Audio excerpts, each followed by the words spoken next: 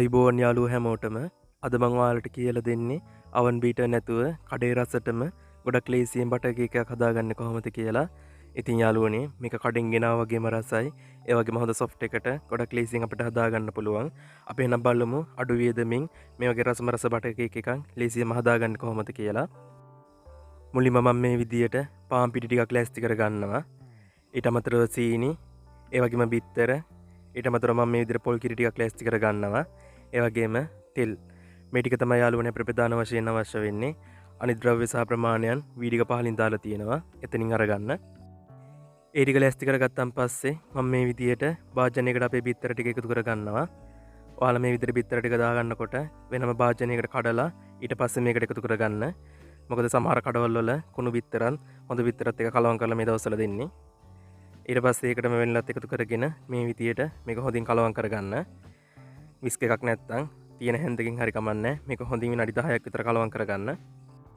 ඒ වගේම තමයි ඔයාලා ගාව බීටර් එකක් තියෙනවා නම් විනාඩි 10ක් 15ක් විතර මේක හොඳින් බීට් කරගත්තොත් කේක් එකේ සයිස් එක උනත් වැඩි කරගන්න පුළුවන්. ඊට පස්සේ මම මේ විදියට බිත්තර ටික හොඳින් කලවම් කරගත්තන් පස්සේ කොටාගත්ත සීනි එකතු කරගන්නවා. ඔයාලා මේක බීට් කරගන්නව නම් සීනි කොටා ගන්න එක අත්‍යවශ්‍ය නැහැ. හැබැයි මේක අතින් මේ විදියට කලවම් කරගන්නව නම් සීනි කොටා ගත්තොත් ගොඩක් ලේසියෙන් කලවම් කරගන්න පුළුවන්. මේ තියෙන්නේ අපේ බිත්තර සීනි මිශ්‍රණය විනාඩි 10කට විතර පස්සේ. දැන් ඔයාලට හොඳට පේනවා ක්‍රීමි ගතියට ලස්සනට අපේ මිශ්‍රණය ඇවිල්ලා තියෙනවා. මේ විදියට ටික වෙලාවක් මේක කලවම් කරද්දී අපේ කෙල්ලොන් ගෙනන් අතරි දෙන්න ගනීවි. හැබැයි කොල්ලොන්ට නම් මේක ගේමක්ම නැහැ. හේතුව අහන්න එපා. ඊට පස්සේ මම මේ විදියට මේකට එළවලු තෙල් ටිකක් එකතු කරගන්නවා. ඒ වගේම තමයි යාළුවනේ මම මේ එළවලු තෙල් එකට පොඩි ෆැට් ස්ප්‍රෙඩ් එකක් එකතු කරගත්තා. ඒක මම මෙතනදි කියන්නේ නැහැ. ඔයාලට වීඩියෝ එක පල්ලෙහා ඩිස්ක්‍රිප්ෂන් එකෙන් ඒක බලා ගන්න පුළුවන්. ඒ ස්ප්‍රෙඩ් එකෙන් තමයි මම මේකට අවශ්‍ය බටර් රහ එකතු කරගන්නේ. ඒ වගේම තමයි ඔයාලා බිත්තරයකට සීනි, තෙල්, ඒ වගේම පිටි වගේ දේවල් එකතු කරගන්නකොට ඔක්කොම එකපාරක දාගන්න එපා. ටික ටික එකතු කරගෙන ඒක හොඳින් කලවම් වුණාන් පස්සේ ඊටර ටික එකතු කරගන්න. එතකොට ගොඩක් ලේසියෙන් හොඳින් මේක අපිට මිශ්‍ර කරගන්න පුළුවන්. තෙල් ටිකත් හොඳින් කලවම් වුණාන් පස්සේ මම මේ විදියට පාන් පිටි ටිකක් එකතු කරගන්නවා. එකතු කරගෙන මේ විදියට හොඳින් කලවම් කරගන්නවා. ඔයාලත් අනිවාර්යයෙන්ම මේක කලවම් කරගන්නකොට එක පැත්තකට කලවම් කරගන්න. ඒකට හේතුව තමයි අපි මේක හැම පැත්තටම කලවම් කරගත්තොත් මේක ඇතුළට වායු බුබුලු ගිහිල්ලා කේක් එක බේක් වුණාන් පස්සේ ඇතුළේ හිල් හිටින්න ගන්නවා. එහෙම වුණොත් ගෙදර කට්ටිය බය වෙයි ඔයා හදපු කේක් එකේ මීයෝ රිංගලයි කියලා. කලින් එකතු කරගත්ත පිටි ටික හොඳින් කලවම් කරගත්තන් පස්සේ ආයෙත් මම මේ විදියට ඊටු පිටි ටික එකතු කරගන්නවා. ඒ වගේම තමයි මම මේ පිටි එකට බේකින් පවුඩර් සහ බේකින් සෝඩා එකතු කරගෙන 3 වතාවක් පිනීරකින් හොඳින් හලලා අරගත්තේ. අනිවාර්යෙන් ඔයාලත් එක හොඳින් හලලා අරගන්න. ඒකෙන් අපිට ප්‍රධාන වාසි දෙකක් තියෙනවා. එකක් තමයි කැටි හිටින්න නැති වෙන්න අපිට කේක් එක හදාගන්න පුළුවන්.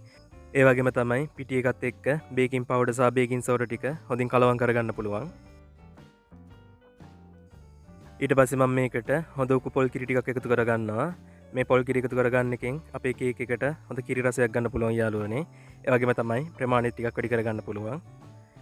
කිරිත් එකතු කරගත්තන් පස්සේ ආයෙත් එක පැත්තකට අපි මේ විදිහට මේක හොඳින් කලවම් කරගන්න ඕන. ඒ වගේම තමයි බේකින් පවුඩර් වතුරත් එක්ක එකතු වුණාන් පස්සේ ඒක ඉක්මනින් ඇක්ටිව් වෙන්න ගන්නවා. ඒ හින්දා මේක මිශ්‍ර කරලා ගොඩක් වෙලා එළිය තියන්න එපා. මේ විදිහට මිශ්‍රණය හොඳින් හදාගත්තන් පස්සේ මම මේක ට්‍රේ එකට එකතු කරගන්නවා. මම මෙතනදී හාෆ් ෂීට් එකක් තමයි ට්‍රේ එකට දාලා තියෙන්නේ. මොකද මන් ළඟ තෙල් කඩදාසි තිබුණේ නැහැ. ඔයාලටත් මේකට කැලෙන්ඩර් කොලයක් හරි අරගන්න පුළුවන්. ඒ වගේම තමයි මතක තියාගන්න මේ පැත්ත print වෙලා නැති වෙන්න ඕන. ඒ වගේම පැට එක ඇතුලේ වායු බුබුලු තියෙනවා නම් ඒව පිට වෙන්න ට්‍රේ එක මම මේ විදිහට පොඩ්ඩක් තට්ටු කරගන්නවා.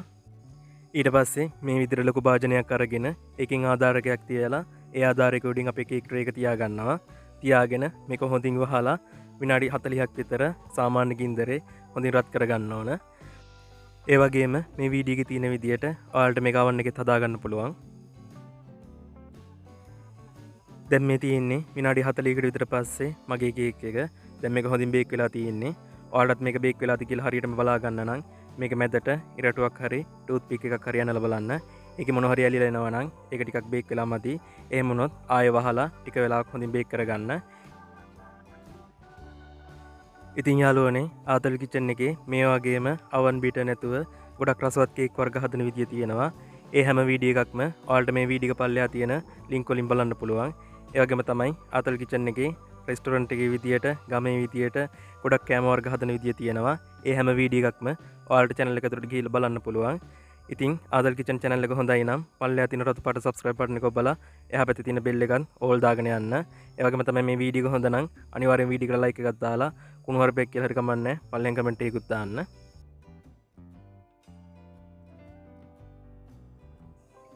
ඉතින් යාළුවනේ මේ තියෙන්නේ අපි කඩෙන් ගෙනාවා වගේම රසට හැබැයි ගොඩක් ලාභෙට ලේසියෙන්ම හදාගත්ත අපේ කේක් එක. ඔයාලට පේන හොඳ soft එකට තියෙනවා. ඒ වගේම තමයි ලස්සන පාටකටත් තියෙනවා. ඉතින් ඔයාලත් අනිවාර්යෙන් මේක හදලා බලන්න. එහෙනම් යාළුවනේ ගොඩක් ස්තුතියි මගේ වීඩියෝ එක බැලුවට. තවත් ගොඩක් රසවත් වීඩියෝ එකක් අරගෙන ඉක්මනට මෙන්නම්. එතක මගේ යාළුවෝ හැමෝම පරිස්සමෙන් ඉන්න. හැමෝටම බුදු සරණයි. දීපීට මං ගියා.